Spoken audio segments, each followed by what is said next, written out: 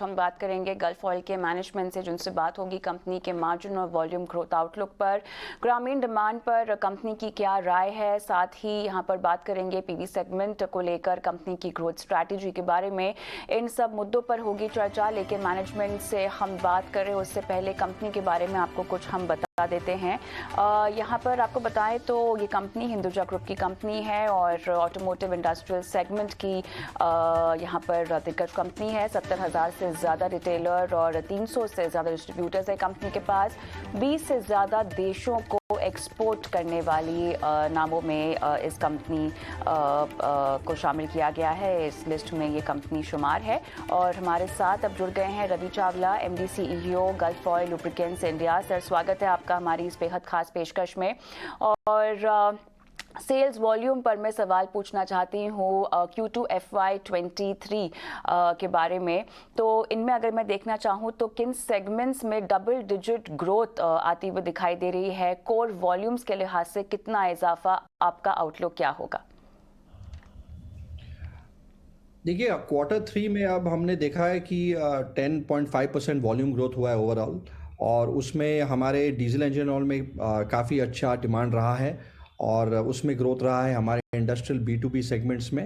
Rural demand में थोड़ा सा मैं कहूँगा डिमांड कंडीशन थोड़े लो थे, बट ओवरऑल बहुत अच्छा ग्रोथ हुआ है। मार्केट लगभग 2 या 3% ग्रोथ हम इंडस्ट्री में देख रहे हैं और गल्फ ऑयल में हमने 10% से ज़्यादा ग्रोथ किया है। तो ये हमारे स्ट्रैटेजीज़ जो है, डिस्ट्रीब्यूशन टच पॉइंट्स हो या हमारे वेरियस इनिशिएटिव्स हो, उसमें हमें अच्छा हमने देखा है कि रिस्पांस आ रहा है और हमारे ब्रांड में भी हम कंटिन्यू कर रहे हैं इन्वेस्ट करने को। तो मैं कहूँगा कि अच्छा क्वार्टर रहा है। कुछ चैलेंजेस है जो उम्मीद है रूरल डिमांड पिकअप होगा और मोटरसाइकिल वगैरह जो है उसका भी डिमांड पिकअप होगा।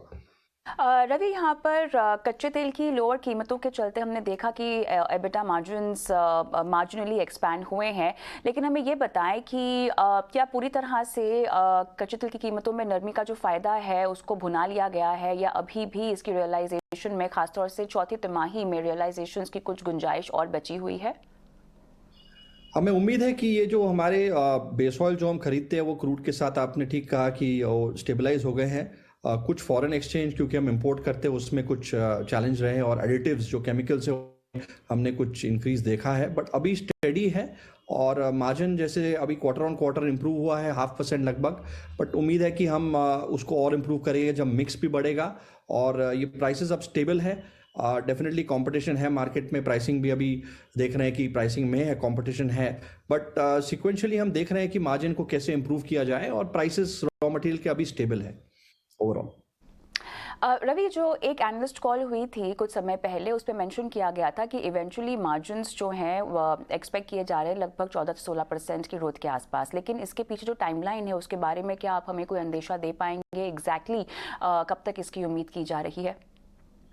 देखिए, इसमें हमने जो मिक्स हमारा रहता है B2C B2B, और हमारे जो बाज़ार के सेल रहते हैं, और उसमें हम चाहेंगे कि थोड़ी और इम्प्रूवमेंट हो। और ये जो आपने हमारा रेंज बताया, हम उसकी कोशिश है कि हम एटलीस्ट अभी 11.5% पे है, इसको हम नेक्स्ट कड़ी पे ले जाए, और इवेंचुअली 14 to 16 हमारा टारगेट रहता है, हमेशा हम इस बैंड में पहुँचे। बट इसमें लग रहा है कि इम्प्रूवमेंट होगा और मिक्स भी इम्प्रूव होगा, तो उसके तरफ ही हम होप करें कि जल्द से जल्द कर सकें।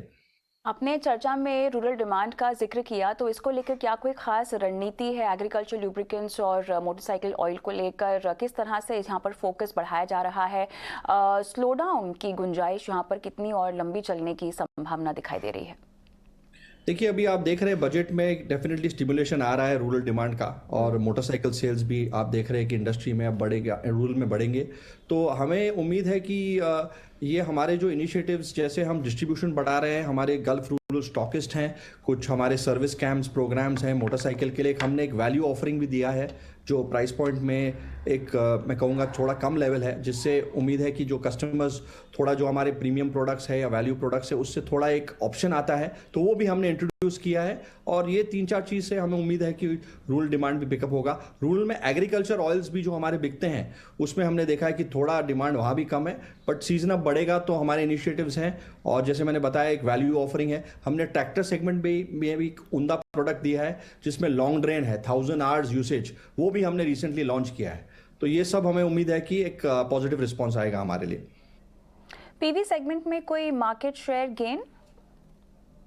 सॉरी, ईवी पीवी सेगमेंट में किसी भी तरह का मार्केट शेयर? पीवी जी जी। पीवी में हमारा मार्केट शेयर काफ़ी हाई नहीं है। जैसे मोटरसाइकिल में 7-8% है, डीजल इंजन ऑयल में उससे ज़्यादा है। पीवी में हमें ज़्यादा स्कोप है, तो हमारा टारगेट रहा है कि हमेशा हम 1% मार्केट शेयर हर साल ले, और ये हमारा अच्छा जा रहा है और काफ़ी अच्छा रिस्पॉन्स आ रहा है, डिस्ट्रीब्यूशन पॉइंट्स बढ़ रहे हैं। तो ये स्टेप बाय स्टेप हम देख रहे हैं कि एवरी ईयर हम कैसे 1% मार्केट शेयर इस सेगमेंट में बढ़ाएं, और अभी रिस्पॉन्स अच्छा आ रहा है उसमें।